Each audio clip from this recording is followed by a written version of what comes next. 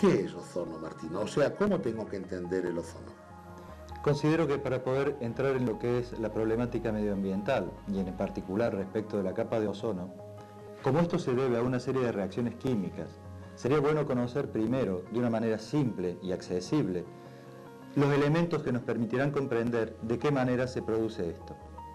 En principio, deberíamos decir que un átomo de cualquier sustancia o elemento está compuesto por una serie de cargas positivas en el núcleo que están en igual número que las cargas negativas que están por fuera del núcleo y circulando, las cuales serán las que realmente se encargarán de producir las uniones químicas entre los distintos elementos para formar moléculas de compuestos. ¿Cómo se realizan estas uniones, Martín? Estas uniones entre los átomos se van a realizar siguiendo una cierta tendencia que tienen unos determinados gases que existen en la naturaleza, que se llaman gases nobles. Este nombre lo reciben justamente porque tienen la característica de no combinarse con ningún otro elemento. Es decir, lo que tienen estos gases de particular es que su última capa de electrones tiene un número de 8 electrones, lo cual les da una gran estabilidad y por este motivo no se combinan para formar ningún tipo de compuesto. ¿En esta última órbita es donde se encuentran los electrones llamados de valencia?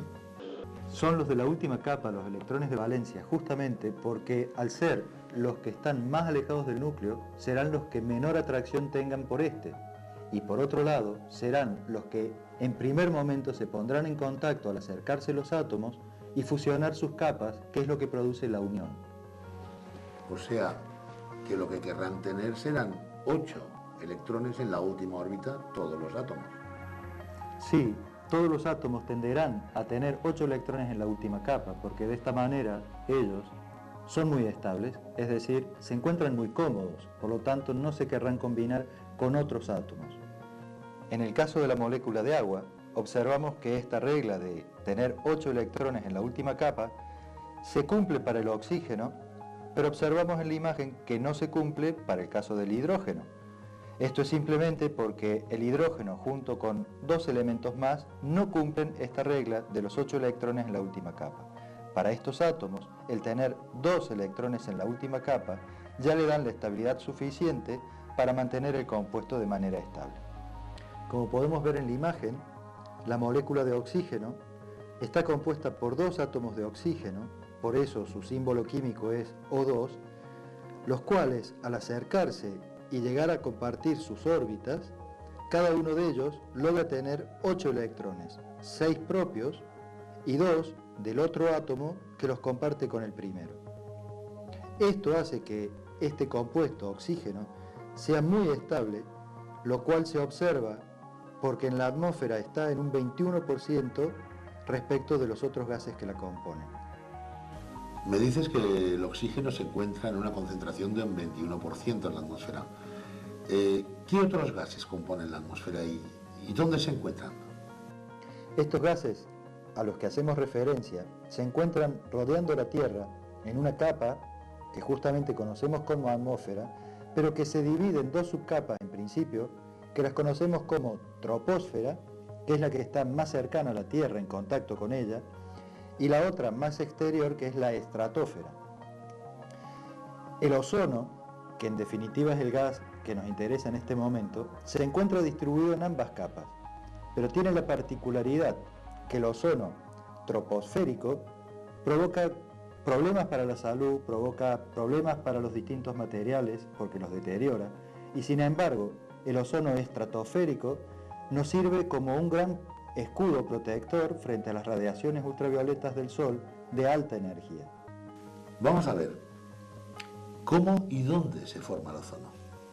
Bien, el ozono es un compuesto formado por 3 átomos de oxígeno y que se produce por la reacción entre una molécula de oxígeno, que como ya hemos visto tenía 2 átomos, y un átomo de oxígeno que va suelto, solo. Este átomo suelto se ha producido por la ruptura de una molécula de oxígeno a causa de la radiación ultravioleta. Una vez que colisionan la molécula de oxígeno con el átomo, se fusionan formando un nuevo compuesto que es el ozono. cuya molécula tiene 3 átomos de oxígeno y su símbolo químico es O3. Ahora bien, lo interesante de apuntar en este caso es que el efecto de protección de la capa de ozono es justamente porque al incidir sobre estas moléculas, la radiación ultravioleta de alta energía que proviene del Sol, la absorbe para romper de nuevo la molécula generada y comenzar otra vez el ciclo. ¿De qué forma los CFCs contribuyen a la destrucción de la capa de ozono?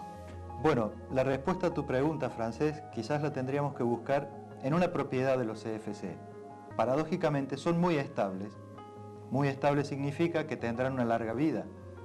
¿Qué sucede? Esto les permite viajar por la atmósfera desde su sitio de emisión hasta distintas zonas de la atmósfera, en donde allí, al ser afectado una molécula de CFC por las radiaciones ultravioletas, el átomo de cloro, que es el más sensible, se desprende de la molécula de CFC y al quedar libre, por esta tendencia de tener 8 electrones en la última capa, intenta encontrar otros átomos con el cual combinarse.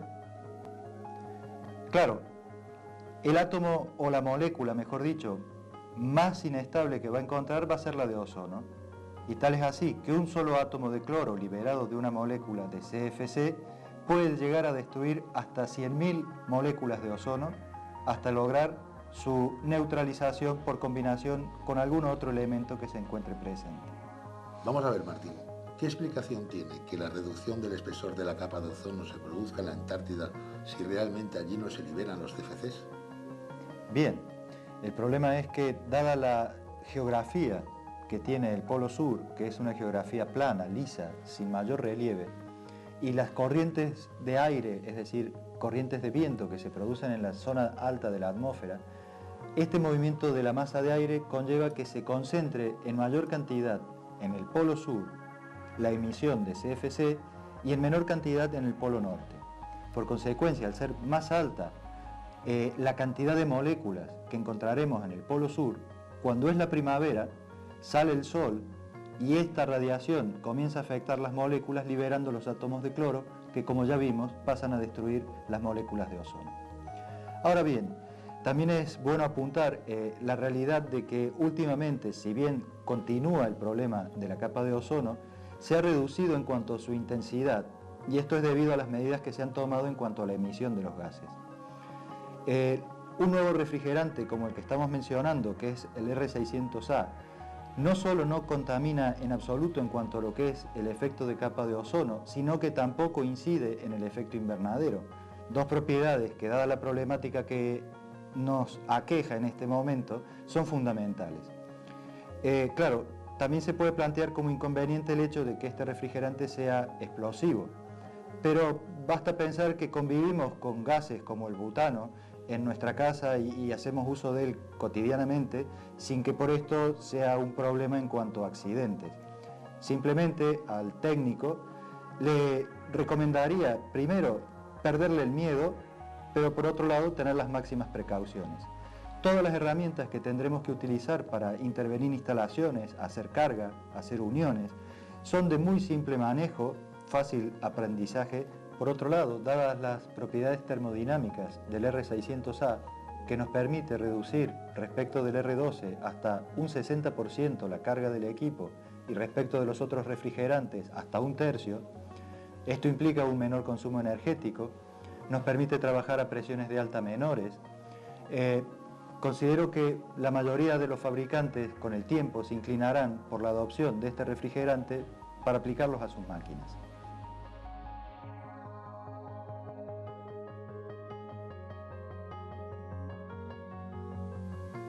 El sistema Lockring ha sido diseñado para la unión de piezas con superficies exteriores cilíndricas y no necesariamente del mismo diámetro ni tipo de material, y le podremos utilizar con todos los gases refrigerantes.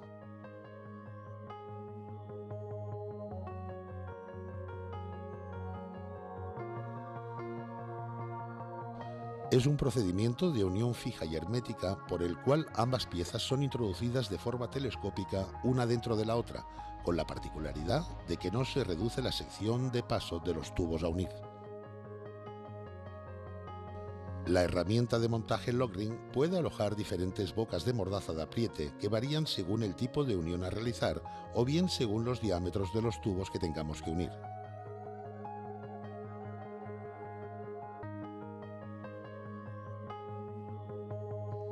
O sea, para la unión de tuberías de 3,16, 1/4 y 5,16 usaremos la boca de mordaza de apriete de 8 milímetros.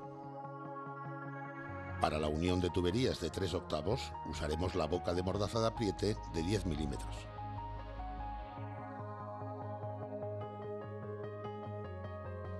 Y para la unión de tubos de media pulgada usaremos la boca de mordaza de apriete de 12 milímetros. Para que una unión no dé problemas de fugas, es muy importante que las bocas de la mordaza de apriete sean las adecuadas, así como los tubos a unir no presenten ovalidades y queden perfectamente alojados en la pared interior del raccord de unión.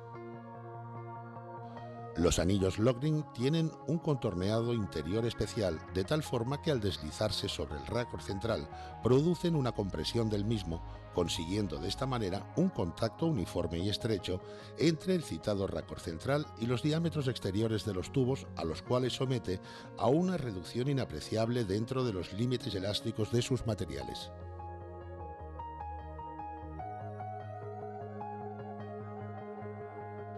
Para realizar correctamente una unión Lockring debemos limpiar perfectamente los extremos de los tubos a conectar mediante un material abrasivo, pero siempre con movimientos rotatorios, nunca longitudinales, ya que en este caso daríamos pie a provocar la fuga de refrigerante. A continuación colocaremos una gota de líquido sellante en los extremos de los tubos que tengamos que unir, y este líquido tiene como misión fundamental la de rellenar las posibles cavidades que puedan existir en la superficie de los tubos como consecuencia de la posible porosidad superficial o posibles rayados longitudinales.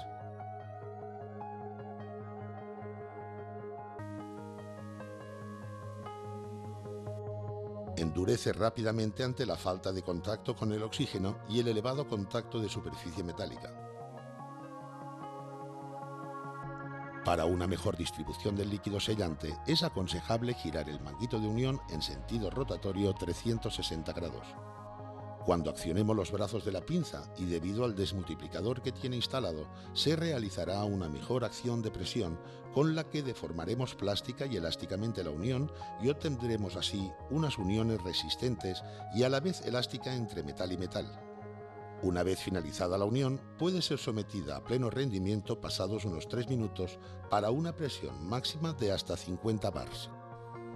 Cuando tengamos que cambiar un filtro deshidratador a una instalación empleando el sistema Lockring, podemos emplear filtros cuyas bocas de entrada y salida no lleven soldados ningún trozo de tubo. En tal caso, tendremos que soldar un tubo en cada boca, para poder realizar después la unión al circuito a través de raccords de unión. Pero también encontraremos en el mercado filtros que ya montan los tubos para realizar directamente la unión al circuito. A través de esta toma podremos realizar el vacío a estas instalaciones por la zona de alta presión. En el caso de instalar un filtro secador con las bocas de entrada y salida del mismo diámetro, nos guiaremos por la dirección de la flecha, ya que nos indica la dirección del líquido hacia el tubo capilar al que uniremos con un raccord de unión especial.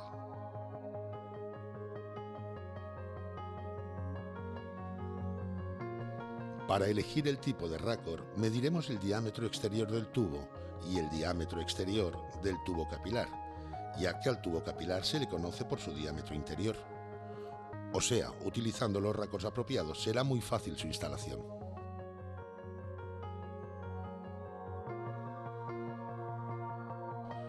En caso de querer instalar una toma en el circuito de baja presión, nos bastará medir el diámetro exterior del tubo de aspiración.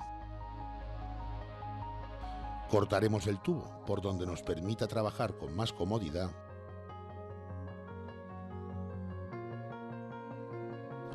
e instalaremos la T provista de una válvula bus de 1/4 por donde tener acceso al circuito de baja presión.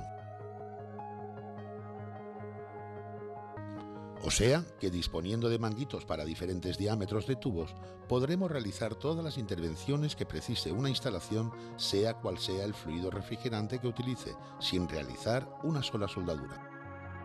y con la particularidad de que el porcentaje de fugas utilizando el sistema Lockring es insignificante si se realiza correctamente todos los pasos descritos anteriormente.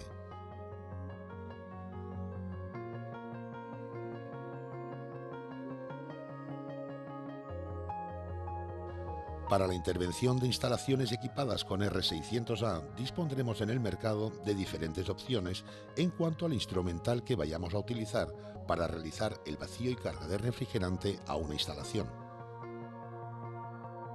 En primer lugar, tendremos que proveernos de un manómetro de baja presión donde podamos comprobar la presión y temperatura de evaporación de este fluido refrigerante. Este manómetro lo podemos encontrar en el mercado bien exclusivamente para el R600A, donde en la escala interior de color rojo encontraremos las presiones manométricas y de vacío expresadas en bars, y en la escala exterior de color negro las temperaturas de evaporación correspondientes al R600A.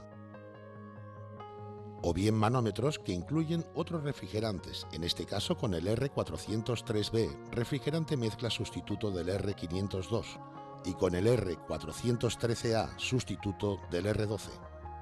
Al ser R400 indica que son una mezcla de refrigerantes.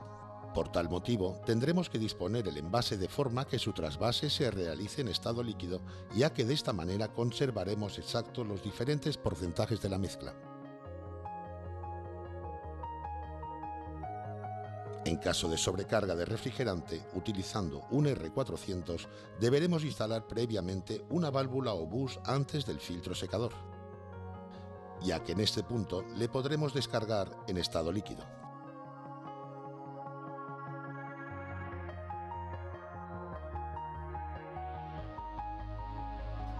Las unidades de medida en la escala de presiones vienen expresadas en PSI o libras por pulgada cuadrada y en bars en el círculo interior de color rojo.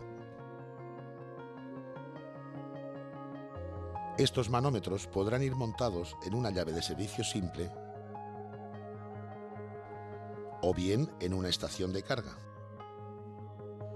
en la que dispondremos de la mayoría del instrumental necesario para realizar el vacío y carga de refrigerante a la instalación a través de la apertura o cierre de las diferentes llaves de paso que monta la estación. En primer lugar, instalaremos una válvula de paso manual a las mangueras de carga.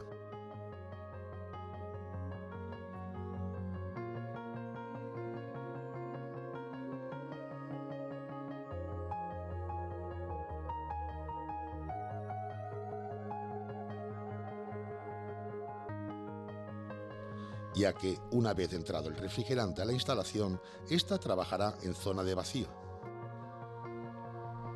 Y al desconectar la manguera, entraría aire al circuito.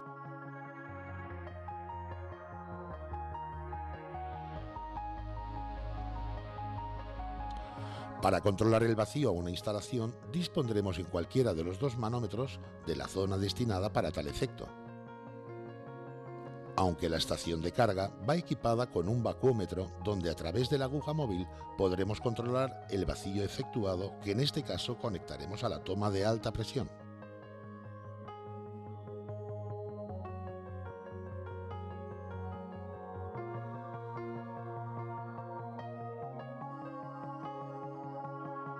Asimismo, incorpora una bomba de vacío conectada directamente al puente de manómetros.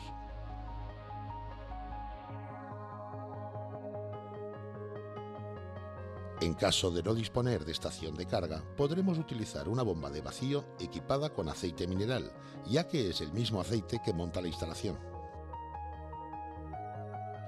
Pasaremos a realizar el vacío a la instalación conectando la bomba. Abriremos la llave de paso que conecta la bomba con el puente de manómetros. Abriremos las dos llaves de paso que conectan el vacuómetro y el manómetro a los circuitos de alta y baja presión. Abriremos la llave de paso que conecta la botella de refrigerante con la estación de carga, haciéndole el vacío al tubo poliomida para la posterior carga de refrigerante. Y por último, abriremos las llaves de paso instaladas al final de cada manguera. Una vez conseguido el vacío,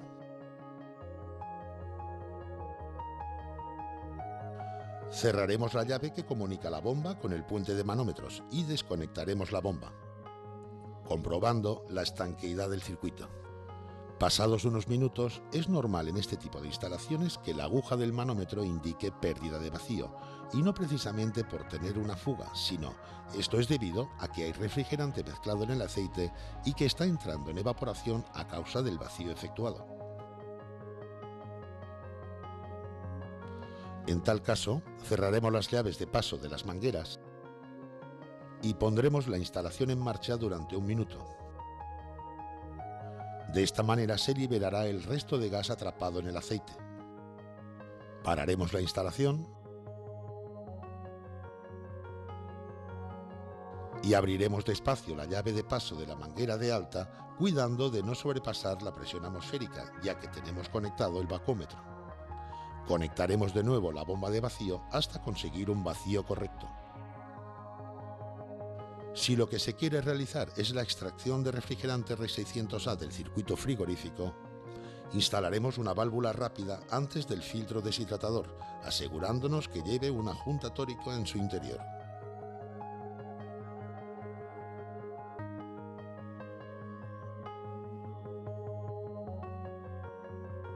Conectaremos una manguera con llave de paso y estrangularemos el tubo capilar después del filtro con un alicate especial para oprimir tubos. Conectaremos el motor durante 15 minutos y pasado este tiempo perforaremos el tubo y aproximadamente el 80% del gas será liberado del aceite del compresor.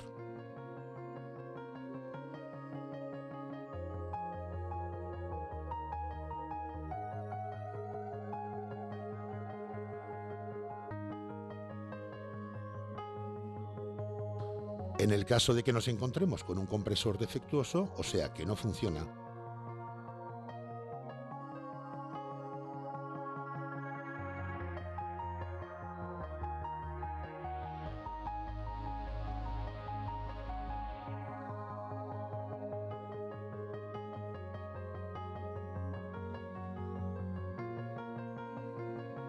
retiraremos el gas por aspiración y líquido al exterior, a sabiendas que solo saldrá la parte libre del gas a temperatura ambiente. Esto corresponde a 4 o 5 gramos de una carga de 20. El volumen restante permanecerá disuelto en el aceite. En este caso sellaremos los tubos del compresor viejo, pues de lo contrario irá saliendo el R600A durante el transporte. En las reparaciones del circuito de frío sin sustitución del compresor, el volumen de llenado como precaución deberá reducirse en 1 gramo. En caso de tener una fuga en el circuito de baja presión, tendremos que saber que la instalación trabaja por debajo de la presión atmosférica y por lo tanto aspirará aire del exterior hasta igualarse las presiones. Por este motivo es aconsejable romper este vacío con nitrógeno 3 veces, ya que al entrarlo a la instalación con la máquina parada, por supuesto, absorberá toda la humedad que sea capaz, transportándola al exterior cuando le descarguemos de la instalación.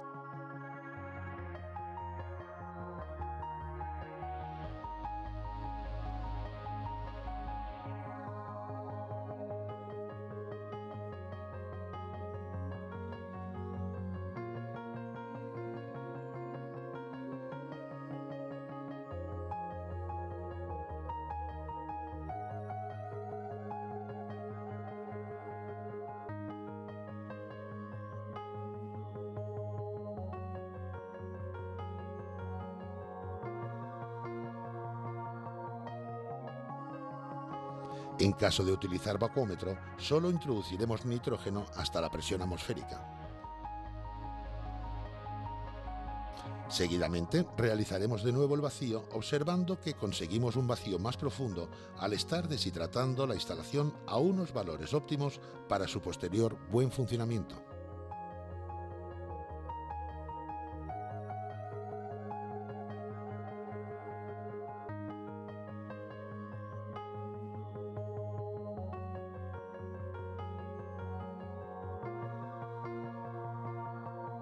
De no deshidratar al máximo la instalación, corremos el riesgo de que esta humedad se nos concentre al final del capilar a la entrada del evaporador, en forma de hielo, por ser el punto más frío de la instalación, interrumpiéndose el ciclo frigorífico. Una vez realizado y roto el vacío, tendremos que conocer algunas particularidades del R600A cuando vayamos a realizar la carga de refrigerante. El refrigerante R6 es incoloro e inodoro. No tendremos que reparar en presencia de llamas, ya que este refrigerante se inflama a 460 grados centígrados. Por supuesto, no fumar durante la reparación. Saber que el peso específico del isobutano R600A es el doble del aire, o sea, que en estado gaseoso se deposita en el suelo, por lo que se recomienda tener el recinto bien ventilado. Que podremos evacuar el refrigerante al ambiente siempre fuera del recinto y sin presencia de llamas, ya que no daña al medio ambiente. Recordar que aunque es altamente inflamable, solo es explosivo con un límite inferior a 43 gramos por metro cúbico de aire y con un límite superior de 205 gramos por metro cúbico de aire. O sea que con las cargas que normalmente vamos a utilizar en estas instalaciones, solo será explosivo coincidiendo un número de supuestos trágicos. Pero todo y así, no se deben cometer imprudencias.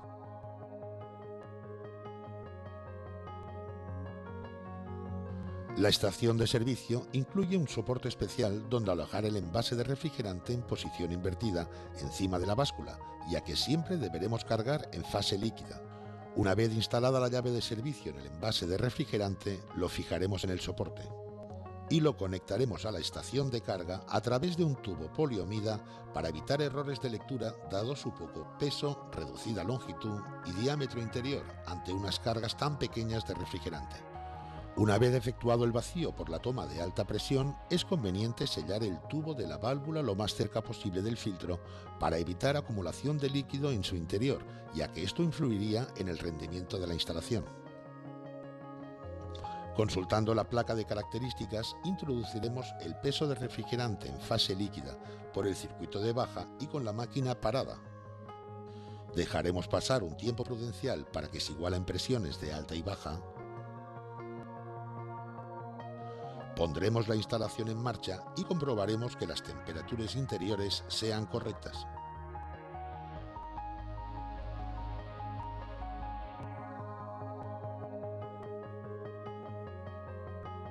Comprobaremos también el paro de la instalación con el termostato en diferentes posiciones. Y por último, la presión de trabajo de la instalación en el circuito de baja. Aunque si al hacer la carga de refrigerante no entra todo el peso de la carga, pondremos en marcha el compresor y cuando el manómetro de baja entre en zona de vacío, pararemos la instalación y entraremos el resto de refrigerante.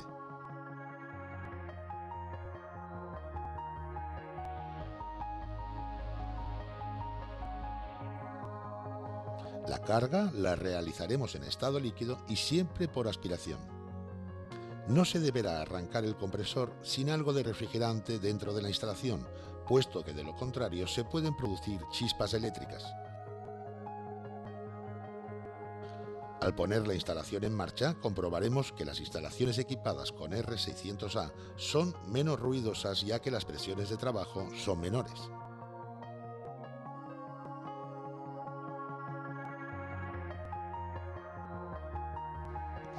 Una vez comprobado el correcto funcionamiento de la instalación, cerraremos las válvulas o bus a través de tapones equipados con juntas tóricas o bien les incorporaremos líquido sellante que garantice la máxima estanqueidad al circuito.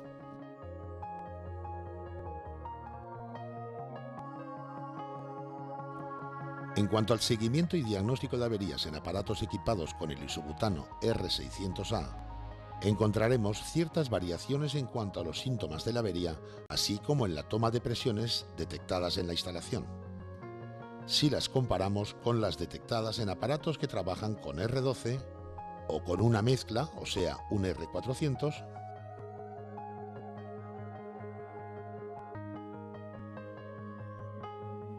o con R134A, debido a que con estos refrigerantes trabajamos normalmente en el circuito de baja por encima de la presión atmosférica.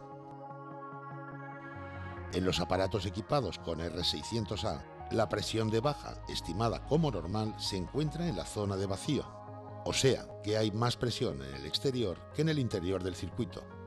Así que, de producirse una fuga en este circuito con la instalación en marcha, no saldrá refrigerante al exterior, sino que entrará aire en el circuito.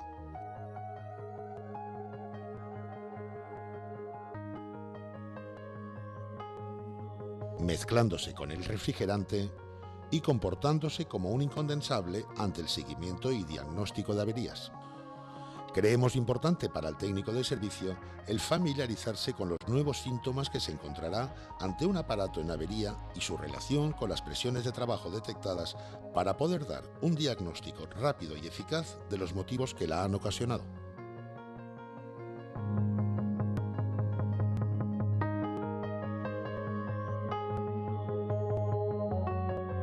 Empezaremos por una de las averías frigoríficas más frecuentes que nos encontraremos en estos tipos de aparatos y que se centra en la fuga de refrigerante. En una instalación que trabaje por encima de la presión atmosférica en el circuito de baja presión y sufra una fuga en este circuito estando en marcha, tenderá a perder más refrigerante en las paradas por termostato que estando en funcionamiento, debido al aumento de presión en este circuito cuando se realiza la igualación de presiones de alta con baja. En cada nuevo arranque de la instalación y debido a la pérdida de refrigerante durante las paradas, la presión existente en el circuito de baja será cada vez menor debido a la pérdida de moléculas de refrigerante, escarchando parcialmente el evaporador hasta el momento que el termostato no detecta la temperatura de corte y no desconecta la instalación de la red eléctrica. En cuanto a los valores de presiones y temperaturas detectados en el seguimiento de la avería serían presión de baja, baja, presión de alta, baja y consumo eléctrico bajo al haber disminuido las dos presiones de trabajo. En el caso de tener esta misma avería en un aparato equipado con R600A, al iniciarse la fuga en el circuito de baja y con el supuesto de encontrarse la instalación en marcha, empezará a aspirar aire por encontrarse trabajando a una presión más baja que la atmosférica, y este aire se mezclará con el refrigerante de la instalación, no perdiendo al exterior ni un solo gramo de este.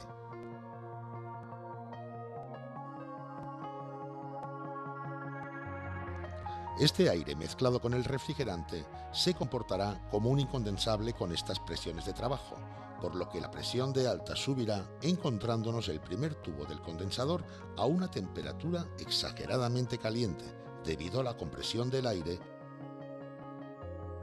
y de golpe el resto de tubos muy poco calientes.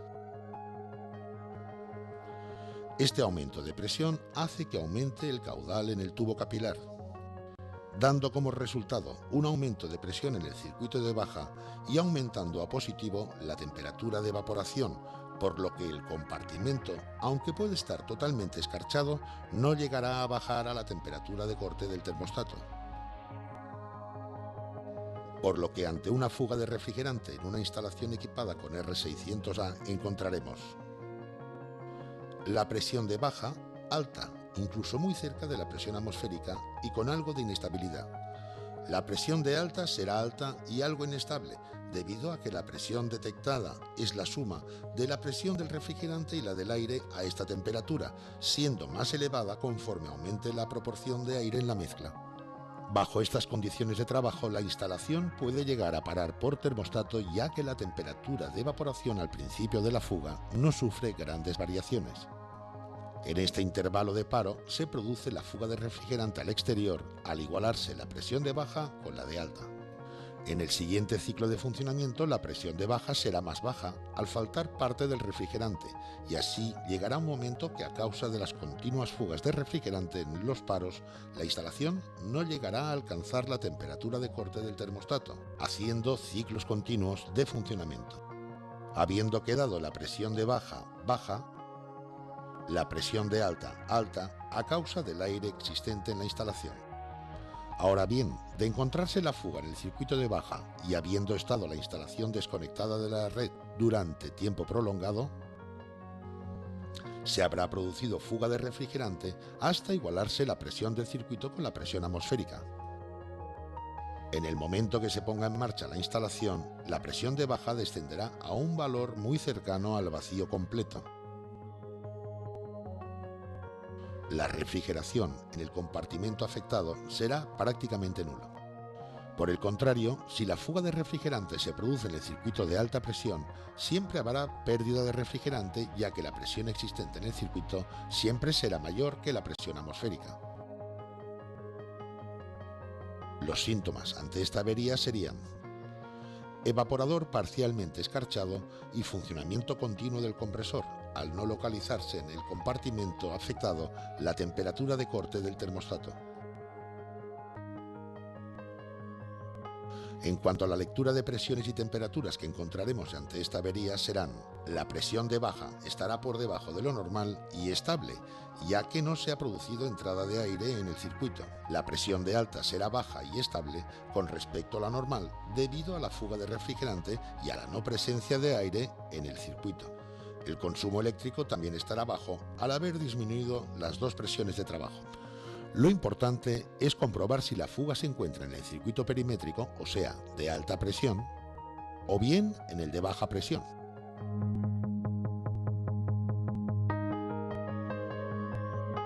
Empezaremos por aislar el circuito perimétrico y le someteremos a presión. Este circuito, llamado perimétrico o de espira caliente, recorre el marco de la puerta del compartimento congelador por el interior del mueble, con el fin de evitar condensaciones.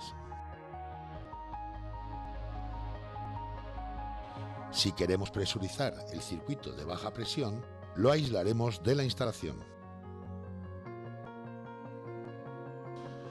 Y a través de diferentes racos de unión, podremos comprobar la estanqueidad en cualquiera de los dos circuitos, pudiendo asegurar en qué zona de la instalación se produce la fuga de refrigerante. Esta prueba es aconsejable hacerla con nitrógeno, ya que dispondremos de diferentes presiones de trabajo a través del manorreductor.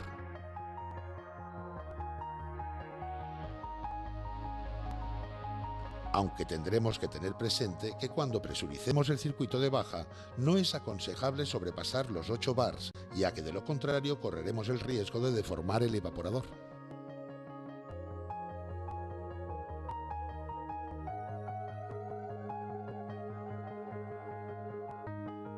Una vez introducido el nitrógeno y asegurándonos que las juntas de las mangueras de carga están en buen estado, cerraremos el grifo del manómetro e instalaremos un tapón con junta tórica en la boca de entrada del grifo, ya que a cierta presión contraria los grifos de los manómetros acostumbran a perder.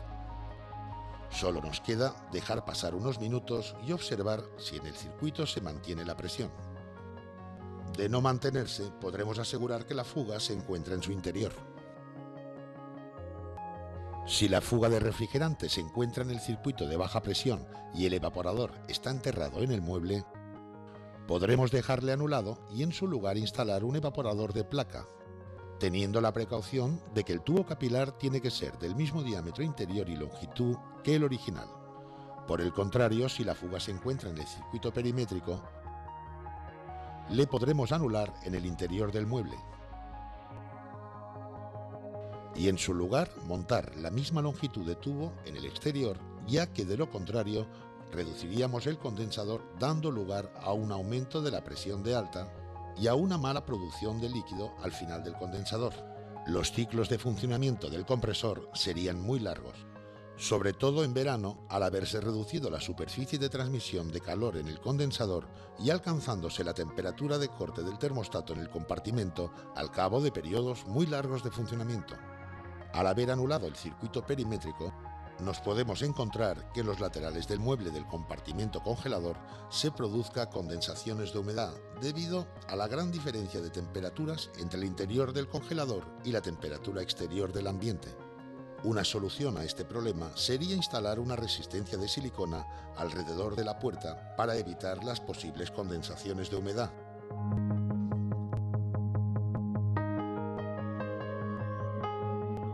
Si la avería que sufre la instalación es un exceso de refrigerante,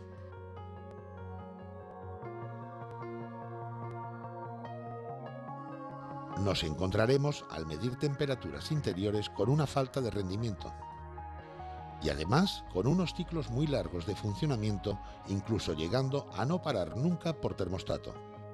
Si comprobamos la presión de baja, la encontraremos más alta de lo normal, dando como resultado un aumento de la temperatura de evaporación hacia menos negativo. Al ser esta temperatura la más fría de la instalación, el termostato puede llegar a no detectar la temperatura de corte a la que está calibrado. La presión de alta también estará alta, así como el consumo eléctrico al haber aumentado la presión de baja.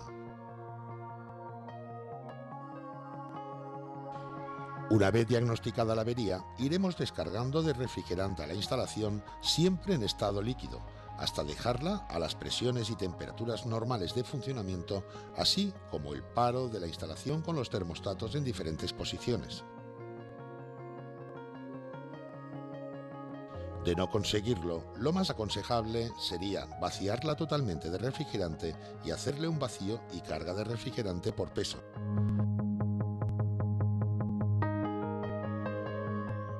Seguidamente veremos qué síntomas presenta una instalación ante una obstrucción total o parcial en el circuito frigorífico.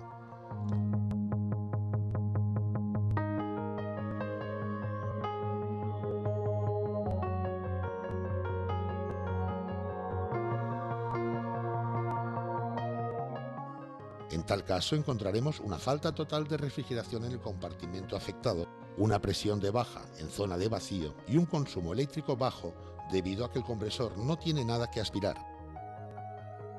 Para cuando nos encontremos ante una avería provocada porque el refrigerante en circulación tiene un contenido de humedad superior a la que el filtro deshidratador es capaz de absorber,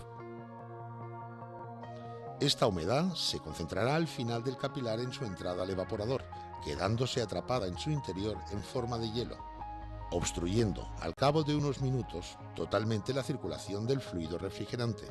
La diferencia con la obstrucción por suciedad es que ésta se produce al cabo de unos minutos de funcionamiento normal.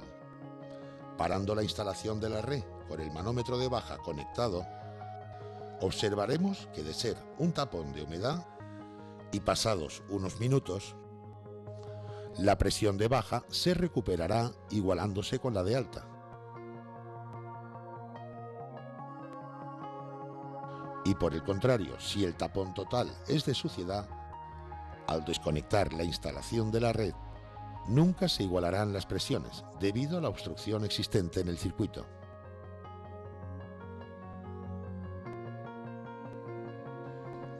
Efectuando barridos parciales con nitrógeno y sustituyendo el filtro secador, daremos con la solución de la avería para su posterior vacío y carga de refrigerante. Ahora bien, si el tapón en el circuito es parcial, el síntoma de la avería sería una falta de rendimiento frigorífico, traducido a no llegar a la temperatura deseada en el compartimento, así como unos ciclos muy largos de funcionamiento por parte del compresor con un consumo eléctrico menor. La presión de baja estaría más baja de lo normal y si desconectamos la instalación, la igualación de presiones se efectúa desde el primer momento, aunque a un ritmo más lento y dependiendo siempre de la importancia del tapón. Un tapón parcial acostumbra manifestarse con un enfriamiento de la zona posterior al tapón con respecto a la dirección del líquido.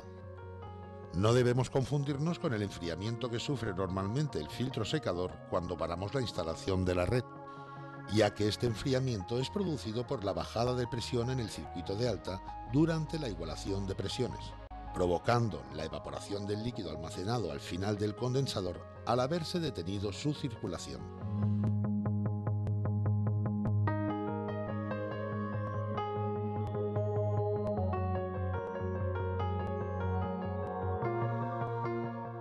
Ante una avería de una instalación que no enfría y comprobamos que no funciona el compresor,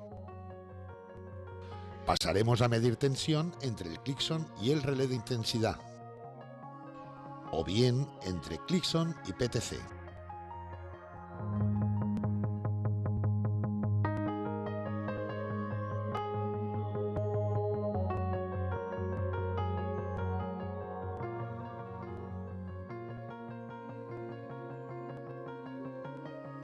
En cuanto al sistema PTC, diremos que es una resistencia de coeficiente térmico positivo. Están fabricadas con titanato de bario, estructuradas en numerosos pequeños cristales unidos entre sí en el proceso de fabricación. Las PTC en frío ofrecen poca resistencia al paso de la corriente, entre 18 y 25 ohms alimentadas a 220 voltios y de 5 a 8 ohms a 125 voltios. Al aumentar la temperatura y los cristales siempre en vibración creciente forman barreras homogéneas que obstaculizan el paso de electrones y esto hace que la resistividad aumente siendo mucho más elevada que la de los metales. La PTC se utiliza básicamente en sistemas que expansionan con tubo capilar, en los cuales se efectúa la igualación de presiones entre alta y baja en cada parada. La PTC exige que el tiempo de parada no sea inferior a 5 minutos, para dar tiempo a que se enfríe antes de cada arranque, ya que de lo contrario, si arrancamos el compresor con la PTC caliente, ofrece gran resistencia al paso de electrones hacia la bobina de arranque. Y al no poder arrancar el compresor, saltaría el Clixon por aumento de consumo.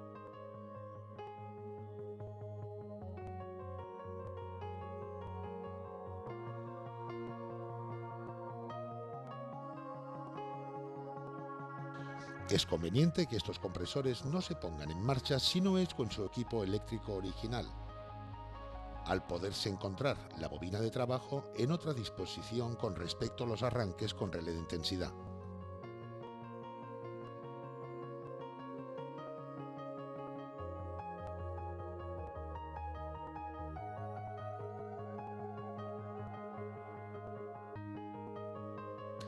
En un sistema de arranque con PTC, nos bastará identificar qué terminal de conexión al motor no tiene resistencia con el de alimentación exterior, pues este corresponderá a la bobina de trabajo del compresor, recibiendo directamente la alimentación de red.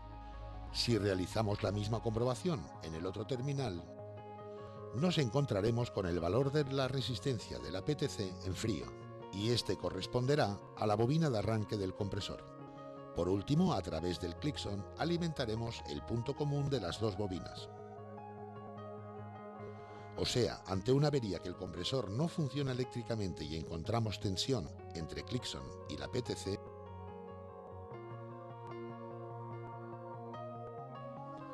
el fallo estaría en estos dos componentes o en la bobina de trabajo del motocompresor.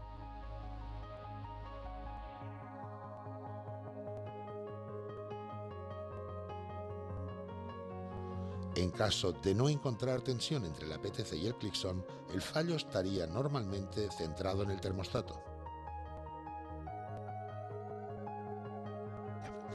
Pero si nos encontramos que el compresor funciona a intervalos de pocos segundos debido a la apertura del circuito eléctrico por parte del protector de motor,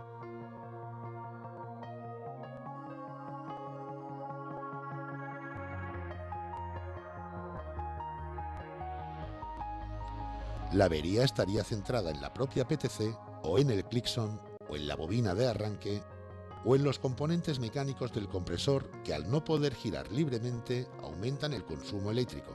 Sustituyendo el componente defectuoso daremos la avería por solucionada.